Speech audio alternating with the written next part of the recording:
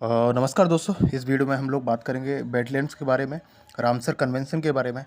Actually चलो मैं आपको पहले बताता हूँ कि वेटलैंड्स होती क्या है ना। वेटलैंड्स ना ऐसी जगह होती हैं जहाँ पर पानी ना या तो पूरी साल भरा रहता है या सीजनली, मतलब जब जैसे बारिश का सीज़न आया तो पानी भर गया, जब थोड़ा सा सूखा सीजन आया, बारिश नहीं हो रही तो पानी सूख गया, तो उसको वेटलैंड्स बोलते हैं। अब वेटलैंड्स ना फ्रेश वाटर की भी हो सकती हैं, साफ पानी भी हो सकता है, वहाँ पे पानी नमकीन भी हो सकता है, गंदा भी हो सकता है, उनको भी वेटलैंड्स बोलेंगे। अब वेटलैंड्स की कैटेगरी में कौन कौन से चीज प्लेसेस आते हैं, जैसे रिवर है, नदी है, लेक्स हैं, झील, ठीक है, मार्सेस हैं, पैडी फील्ड मतलब जहाँ पे धान की खेती होती है, वो खेत भी आ जाते हैं, उनको भी वेटलैंड्स बोल सकते हैं। ठीक है। अब अभी हाल ही में क्या हुआ था ना कि जो मेघालय हाई कोर्ट था उसने ना एक पिटिशन के ऊपर सुनवाई की थी वेटलैंड्स के बारे में। ठीक है। दूसरा ये कि वेटलैंड्स के कुछ ना फ़ायदे भी होते हैं। जैसे वेटलैंड्स, जैसे क्या करता है, वो फ्लड कंट्रोल का काम करता है, वाटर को प्यूरिफाई करने का काम करता है, साफ़ करता है पानी को। जो ग्राउंड वाटर होता है, पानी ज़मीन के नीचे पानी होता है, उसको पानी को रिचार्ज करता है वो बार बार। ठीक है। फिशरी, टूरिज़्म, इन सब चीज़ों में काफ़ी मतलब इन चीज़ों में भी कंट्रीब्यूट करता है वेटलैंड। और कार्बन डाइऑक्साइड जब गैस रिलीज होती है, उसका एमिशन होता है, तो उसको भी सोख लेता है, मतलब कार्बन सिंक का भी काम करता है वेटलैंड।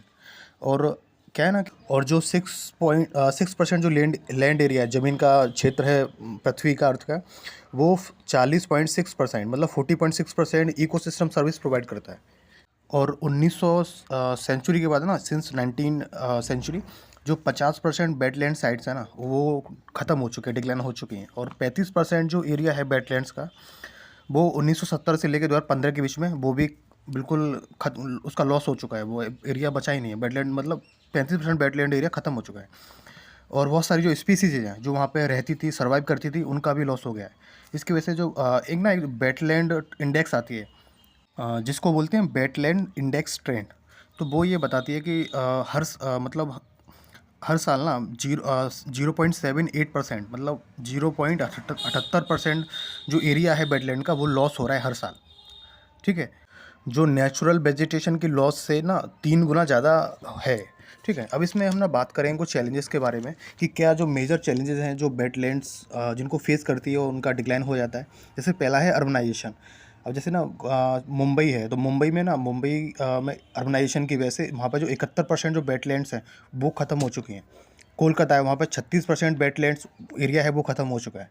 ठीक है। दूसरा इसमें जो रीज़न है वो है agriculture and expansion and the encroachment, मतलब जो लैंड यूज़ में जो चेंज हो रहा है ना, मतलब ज़मीन को अब एग्रीकल्चर की जगह पे किसी दूसरी चीज़ के लिए यूज़ कर रहे हैं, तो उसकी वजह से भी वेटलैंड्स का एरिया है वो ख़त्म हो रहा है, लॉस हो रही है वेटलैंड्स। तीसरा इसमें जो रीज़न है वो पॉल्यूशन एंड क्लाइमेट चेंज। मतलब आपने देखो ना, बहुत सारा जो इंडस्ट्रियल फैक्ट्री में से जो कचरा निकलता है उसको नदियों में बहा दिया जाता है, वेटलैंड्स में डाल दिया जाता है।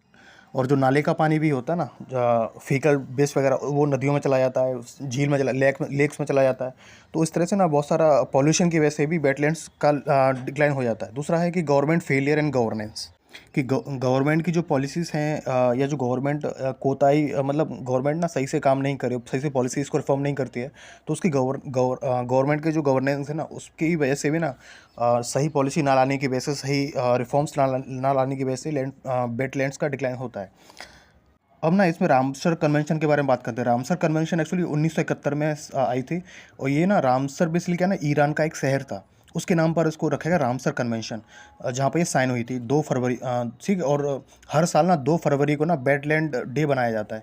इस बार का जो थीम था ना, वो था basically protecting wetlands for our common future. ये वेटलैंड्स का इस बार का थीम था। फिर से रिपीट कर देता हूँ, protecting wetlands for our common future. And ना इंडिया ने इस रामसर कन्वेंशन को ऑलरेडी इंडिया साइन कर चुकी है। ठीक है। और इंडिया के ना जो टोटल रामसर साइट्स है इंडिया में, उसका जो एरिया है वो है 1.13 मिलियन हेक्टेयर। ठीक है। जो इंडिया का टोटल जियोग्राफी एरिया उसका 1.13 मिलियन हेक्टेयर है, India geographical area of Ramsar site के इंडिया में। और ना कॉप जो 14 है, कॉन्फ्रेंस ऑफ पार्टीज़ की मीटिंग हुई थी रामसर कन्वेंशन के लिए। तो उसमें ना उस पार्टी में पिछली बार जो मीटिंग हुई थी उसमें बात किया था इंक्लूजन ऑफ वेटलैंड्स, मतलब वेटलैंड्स को इंक्लूड किया जाए। जो ग्लोबल पॉलिसी होती है, जो नेशनल पॉलिसी होती हैं, उनमें मतलब जो जैसे ग्लोबली या नेशनल लेवल पर जो पॉलिसी बनती है डेवलपमेंट के लिए, या ग्रोथ और डेवलप मतलब बजट बनता है, उसमें ना वेटलैंड्स को भी, वेटलैंड का जो कंजर्वेशन है उसके उसकी बात की जाए, उसको शामिल किया जाए, तभी वेटलैंड को हम लोग कंजर्व कर सकते हैं। ये चीज़ है उसमें, ये बताया गया था उसमें, मतलब COP14 में इस चीज़ की ये बात हुई थी। दूसरा ना आपने देखोगे कि मतलब आप जो देखो ना कि बहुत सारे जो इनिशिएटिव हैं ग्लोबली और नेशनली, मतलब राष्ट्रीय लेवल पे भी और इंटरनेशनल लेवल पे जो चल रहे हैं वेटलैंड्स को कंजर्व करने के ना, तो वो ना बिखरे हुए हैं। जैसे एक सस्टेनेबल डेवलपमेंट गोल है, और ग्लोबल बायोडाइवर्सिटी टारगेट्स हैं, UNFCCC की रिपोर्ट आती है, IPCC रिपोर्ट जारी करता है। तो ये जो सारे इनिशिएटिव है ना, वो एक साथ मिलके उनको आना चाहिए, और इंटीग्रेट होके एक साथ मतलब वेटलैंड को कंजर्व करना चाहिए, उनके लिए काम करना चाहिए, क्योंकि अलग अलग काम करोगे तो वो ना उतना इफेक्टिव नहीं होगा।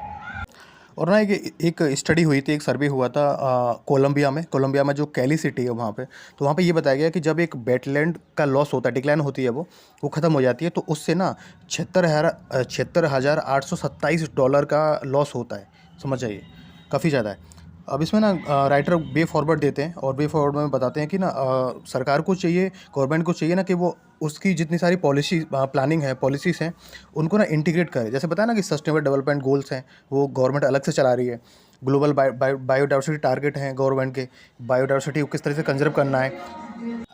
IPCC वो अपनी रिपोर्ट निकालता है, तो किस तरह से उसकी रिपोर्ट को ना पूरा स्टडी करके उसको यूज़ किया जा सकता है उसके डेटा को। और ठीक है, और हर साल ना UNFCCC की मीटिंग होती है, कॉन्फ्रेंस ऑफ पार्टीज़ की मीटिंग होती है। तो वहाँ पर किस तरह से गवर्नमेंट ना साथ में आकर काम कर सकती हैं वेटलैंड कंजर्वेशन के लिए। इसमें तीसरा पॉइंट है ना कि वो है लोकल कम्युनिटी के बारे में, और गवर्नमेंट के बारे में, कि किस तरह से पब्लिक पार्टिसिपेशन के थ्रू, और जो लोकल कम्युनिटी है या जो गवर्नमेंट है वो हेल्प कर सकती है वेटलैंड कंजर्वेशन में। और दूसरा ये ना कि जो रीस्टोरेशन प्रोजेक्ट चल रहे हैं गवर्नमेंट के बहुत सारे, ठीक है, तो वहाँ पे उनको सही से इम्प्लीमेंट किया जा सकता है, एग्जीक्यूट किया जा सकता है। जैसे 2017 में ना वेटलैंड रूल्स आए थे, वेटलैंड्स को किस तरह से रेगुलेट कर सकते हैं उसके लिए, और तो उनको ना सही से इम्प्लीमेंट कर सकते हैं।